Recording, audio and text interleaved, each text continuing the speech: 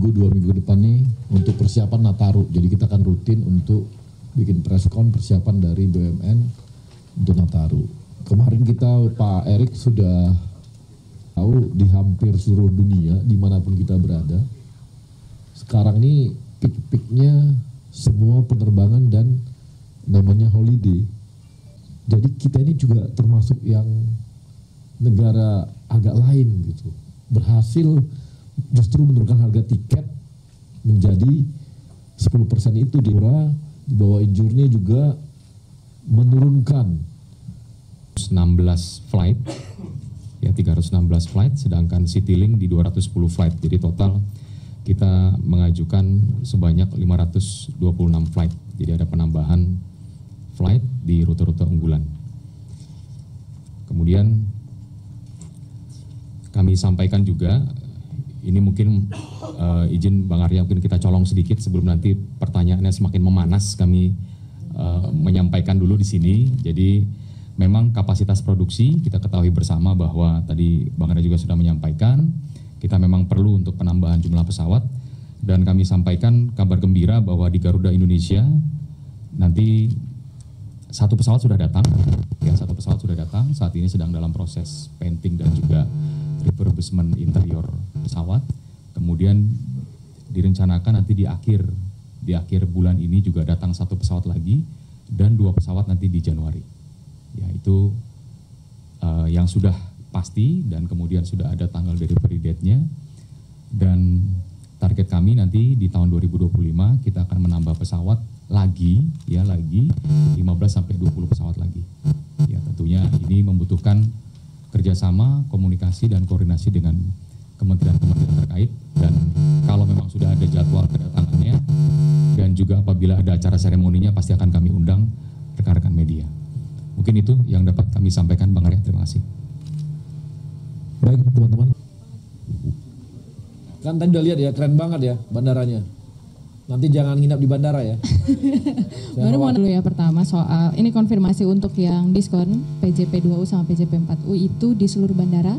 Wajar juga ada periode-periode tertentu kita menurunkan harga, kan wajar aja. Jadi bukanlah langsung wah ini loss-nya sekian, nanti berita kamu udah tahu saya tuh. Wah akibat ini loss-nya sekian, enggak. Tahu tuh saya kan. Enggak. Kita pokoknya ada namanya periode-periode tertentu, wajar saja sebuah perusahaan ataupun apapun namanya korporasi itu memberikan harga yang baik untuk pelanggannya gitu. Jadi malah kita sangat support yang namanya kebijakan Pak Prabowo. Ini seperti yang kita katakan tadi, ketika semua negara kemanapun Anda pergi pasti naik harga, justru kita yang turun. Ini kan bagus ya untuk supaya masyarakat Indonesia itu banyak yang bisa liburan dan harus lihat efek ekonominya ke daerah. Jadi lihat dari sisi itunya. Jadi lihat isinya, kalau ada kenaikan artinya kenaikan penumpang makin tinggi, kan roda ekonomi di mana-mana berputar nih. Yang tadinya mereka mungkin karena harga mungkin agak naik pada saat liburan, biasanya mereka naik, akibatnya mereka mungkin liburannya 3 hari. Dengan seperti ini bisa nambah jadi 5 hari, kan efek ekonominya lebih besar lagi gitu. Jadi jangan dilihat bahwa ini dari sisi loss atau apapun. Jadi nggak perlu, kita jangan ngomongin loss kalau untuk hal-hal begini, kita ngomonginnya untuk semua rakyat gitu. Ya, jadi Mbak Dir nggak usah jawab, itu saya aja yang jawab. Oke, siap. Iya siap. Mungkin saya yang teknisnya tadi ya, yang mengenai PJP2U dan PJP4U ya, mengenai passenger service charge dan passenger airlines charge ya untuk take off landing fee. Jadi memang kita memberikan penurunan tarif selama periode Nataru. Saya sepakat dengan Bang Arya tadi statementnya.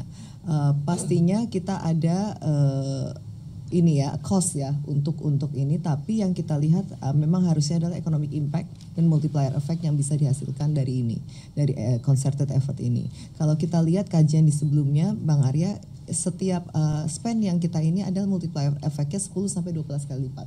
Jadi apapun itu pasti multiplier efeknya untuk masyarakat itu minimum 10 sampai 12 kali lipat dengan ada peningkatan traffic dan multiplier effect di berbagai destinasi.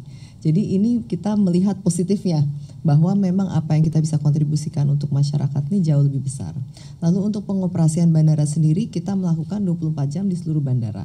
Jadi kita menambah personil yang tadi saya sampaikan semua, kita akan berikan datanya ini untuk seluruh bandara sebagai komitmen kami untuk layanan yang lebih baik di saat peak traffic Nataru. Ya. Tidak ada tanpa fee tambahan. Penurunan tarifnya ya. Di semua bandara, betul, di semua bandara ekonomi ya, kelas ekonomi. Kelas ekonomi, betul. Penerbangan domestik. Domestik tidak, domestik ekonomi selama periode Nataru itu di penurunan tarif. Ya, ya baggage claim ini termasuk dari salah satu transformasi proses.